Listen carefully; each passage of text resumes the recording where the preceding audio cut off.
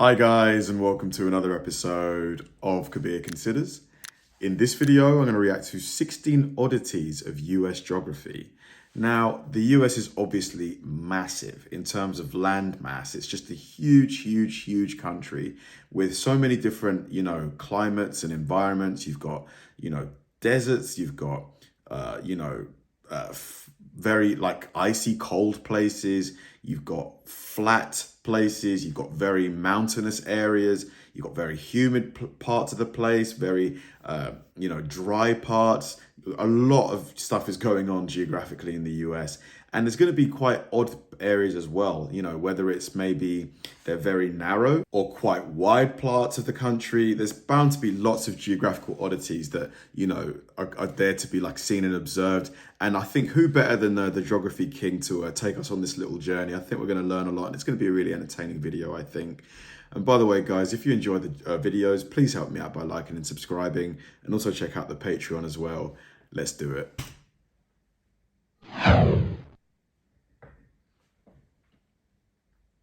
Hey there, it's Kyle discussing 16 geographic oddities and quirks in the US. This is a huge country, but a lot of it follows kind of a uniform or predictable geography, but there are several places in this country that really don't follow the rules. Some of these are pretty odd, some are kind of quirky, and some are just kind of really kind of stuff. And you may have heard of some of these, you might be familiar with some of this stuff, and others you might not have heard of. And this isn't a countdown. I'm not going to be like, oh, this one's crazier than the next one kind of thing. It's just kind of going over some unique aspects of American geography. I live in Tennessee, so I'm going to start off with one about Tennessee. It's one of the strangest shaped states in the country, and one of the quirks about the state is that if there were two people in Bristol at the eastern end of the state, one started driving north toward Detroit, one started driving west towards Memphis, the one driving north would be in Canada before the one driving west would be in Memphis. So that's just with how wide the state is, it's not a huge state in terms of total area, but because of the strange shape, it really does go really far east to west. And it's very, rectangular in shape, almost like a perfect line at the top and the bottom. And that's a good segue to the second one. And that's if you are in Detroit and you want to go to Canada, you'll have to drive south. The southwestern corner of Ontario extends to kind of just southeast of Michigan. So if you want to head to the Great White North from Detroit, you got to head south. Something else that's quirky is that the highest point in the contiguous U.S. is Mount Whitney at over 14,400 feet. And this is in Alaska, right? And the lowest point in the U.S. is Badwater Basin and Death Valley National Park, which is almost 300 feet below sea level. And why this is so quirky is that they are 85 miles apart from each other. So in a country that's 3,000 miles wide, the highest and lowest points are 85 miles apart. That's pretty quirky. Way. The next few are based upon the shape of the country. So the coastlines aren't directly north-south, and the peninsulas don't extend the exact same distance. So there are some kind of, kind of things about the latitude and longitude that you might not be aware of. One is if you're going to start in San Diego, California, right on the Mexican border, and then drive east on a line of latitude, you'll end up on the... I'm sorry, this is one of the cutest photos I've ever seen. Dog surfing. East Coast in Charleston, South Carolina. I think a lot of folks think that San Diego, being on the border is going to be much further south, maybe as far as Jacksonville, Florida, but no, it's latitude per latitude is right even with Charleston, South Carolina.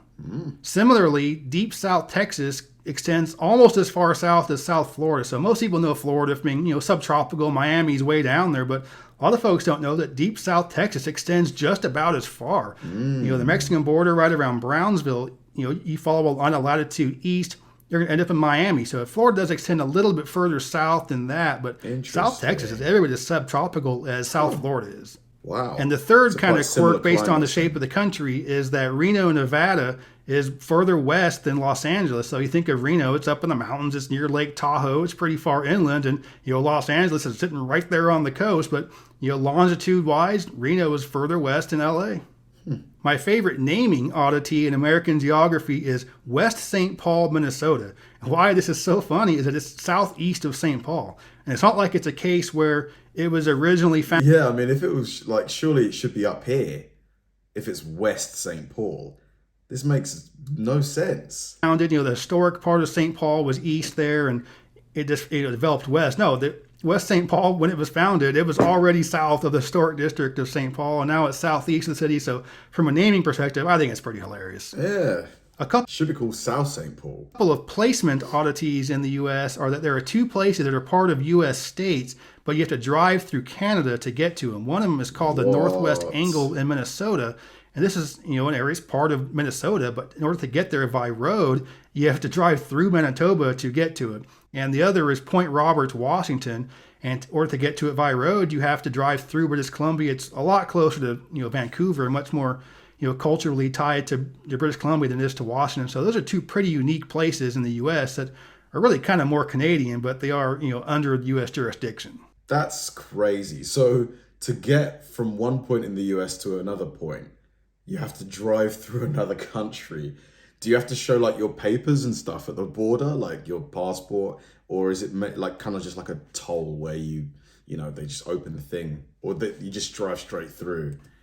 And because I like the word discontiguous, I'm going to use that as a segue into this next quirk, and that is that there are two discontiguous counties in the U.S. Well, one of them is technically a parish in Louisiana, but that's the same as a county. So St. Martin Parish in Louisiana is discontiguous. There are two different parts of it. So in order to stay in that same parish, you have to drive through another one to get to it. And the other one is Norfolk County in Massachusetts, which is suburbs of Boston. So again, to stay in Norfolk County, you have to drive through a different county to get to it. So those are the two discontiguous county parishes in the U.S. The next has to do with city and county nomenclature and how that affects jurisdiction. And there are some pretty unique ones in the U.S. Virginia is the only state in the country that has cities and counties that are completely separate jurisdictions. The vast majority of Americans live in a city that is also a part of a county. So, for example, I live in Chattanooga, Tennessee, which is part of Hamilton County. And before that, I lived in Monterey, California, which is part of Monterey County. But in Virginia, things are a lot different. So they'll have a city that is not within a county. So, for example, you have Roanoke. So you can live in the city of Roanoke, but you don't live in a county at all. You don't live in Roanoke County. The two are completely separate jurisdictions, and there's no other state that does that. Interesting. I would have thought it would just be uniform nationwide. Either you live in a city that's within a county, or you live in a city and the county is a completely separate thing. But I guess it's kind of cool that you have a bit of both. The only other places in the U.S. that do that are St. Louis and Baltimore. So these are two places, they're cities, the city of St. Louis and the city of Baltimore, but they're not part of St. Louis County or Baltimore County. But this is not something that is statewide with Missouri and Maryland. So again, Virginia is the only one that does that kind of weird thing with cities and counties being separate. And there are 4 cities in the U.S. that are both cities and counties at the same time. So the jurisdiction is the exact same thing. Those are San Francisco, Philadelphia, Denver, and Broomfield, Colorado. So that's a gorgeous building. Looks very similar to the Bank of England, actually. This is stunning as well, to be honest, apart from that one. These 4 are the city and counties, the exact same jurisdiction. So the city boundaries are the same as the county boundaries. And these are the only 4 like this in the U.S. The next has to do with metropolitan areas and how they're defined. And most folks know how the metro area populations are calculated, because you can't just say the central city of an area is the entire population, because say you live in Atlanta, it's not just Fulton County, it's also Gwinnett and DeKalb and Cobb and Clayton and Forsyth and all the other suburban counties. Or, if you live in Houston, it's not just Harris County, it's also Brazoria and Fort Bend and, Galveston County. So that's how every metropolitan area in the country is calculated. San Diego, California is unique, and it's the only metropolitan area with a population greater than 1 million in which the metropolitan area is defined as a singular county. So San Diego County is the San Diego metropolitan area with about 3.1 million people. There are no suburban counties that add on to the metropolitan area in San Diego. The other really unique one is Providence, Rhode Island. It's the only metropolitan area with a population greater than 1 million in which the metropolitan area is a state. So the state of Rhode Island is the Providence metropolitan area, and that's the only one in the country that's like that. And because I love me some segue. Rhode Island is the smallest state in the US in terms of population, isn't it? Or is it in terms of land mass? It was one of the two. Or is it Maine? I think it's Rhode Island. So I'm going to use a discussion about metropolitan areas to go into my next quirk about Chicago. Think about how big Chicago is. It is huge. It's the 3rd biggest city in the country. Think about the metropolitan area's footprint. I mean, you got Cook. What are the 2 biggest ones? I'm guessing Los Angeles, including the metro area, and perhaps it's got to be a Texan state, surely. Austin or, what are the other states? Cities in Texas. There's Austin, there is Houston, and there is Dallas. Cook County and Lake and DuPage and Will and Kendall and McHenry. And you got the northwestern corner of Indiana and Lake and Porter counties. And it's enormous. There are 9 million people that live in the metropolitan Chicago area. And if you live there, you're like, wow, we live in an enormous city. Because you do. But New York and LA are twice as big. So for as big as you think Chicago is, so it's 9 million people, there are over 18 million in LA and over 20 million in New York. So again, Chicago is huge, but it's way, way, way smaller than either New York or LA. Wow, I thought Texas. Now, I'm going to keep the segue train rolling as I go on comparing metropolitan areas. I'm going to compare Toronto to American cities. This isn't really a quirk or an oddity, it's just more of an interesting fact. And most people know that Toronto is the biggest city in Canada. The metropolitan area for Toronto is about 5.8 million people. And where would that rank in the U.S.? Well, it'd be 9th. So it'd just be smaller than the Houston, Galveston Bay metro area, and just bigger than the Miami, Fort Lauderdale metro area. So if you're wondering where the biggest city in Canada would rank in the U.S., it'd be 9th. One of my favorite ones is based upon signage and topography. And if you've driven in the eastern U.S., you might be very familiar with this one.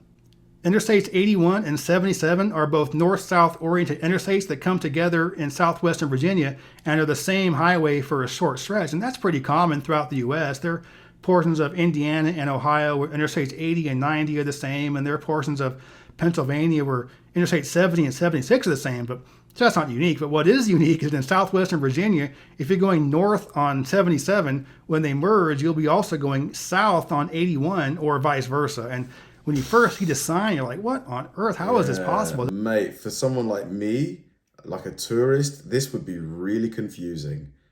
Hopefully the sat-nav would just, it wouldn't get confused over here. But, just some, vandal just making a joke. But it's actually because at this stretch, they're going east-west. So if you're going north on 77, when you hit the interchange, you start going west. If you're going north on I-81, hit the interchange, start going east. South. So I think it's kind of a quirky, feature based on topography. But see those signs, I think it is pretty funny. It is. The last two I wanted to mention are based on physical geography. And I've mentioned both of these in other videos. That's why I wanted to save these for last. The first is that the two biggest earthquakes in U.S. recorded history outside of Alaska have been in Missouri and South Carolina. So you think of the biggest earthquakes, you're going to think of the West Coast first for obvious reasons, but the two biggest ones have been back east. In the 19th century, there were huge earthquakes in southeastern Missouri and in Charleston, South Carolina, and these places still have a very large earthquake risk, so they have to be careful there. But it's kind of interesting to think that the two biggest earthquakes outside of Alaska have been in Missouri and South Carolina. And the last one that I'm going to mention is just how freaking empty central Nevada is. And, there are so few people that live in just this enormous area. So you can fit the entire state of Maine or South Carolina into this part of central Nevada. And there's a grand total of 100,000 people that live in an entire area. Actually, less than that, really. But you think about how big Maine and South Carolina are. Can you imagine only having 100,000 people in the entire state? So Central Nevada is just an enormous area with very, very few people. Is it because it's just so hot? It must be really, really hot. And, obviously, unless you can stand incredibly hot temperatures, you're not going to want to live there, right? Property must be quite cheap there. Like, could you just move there and basically build your own house and live off the land? But I guess it's probably quite dry.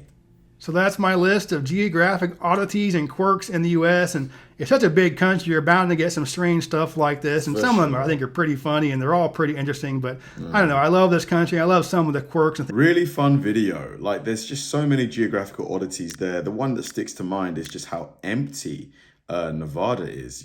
I think it was the desert portion.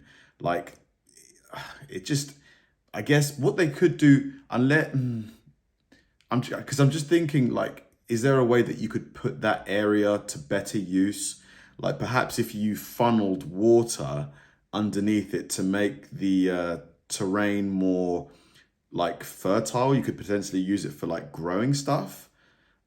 But then again, I guess there's going to be people who want to just preserve the area as it is. And I guess, do you need to, like, make use of every single part of the world? Like, there are things that we should just leave be?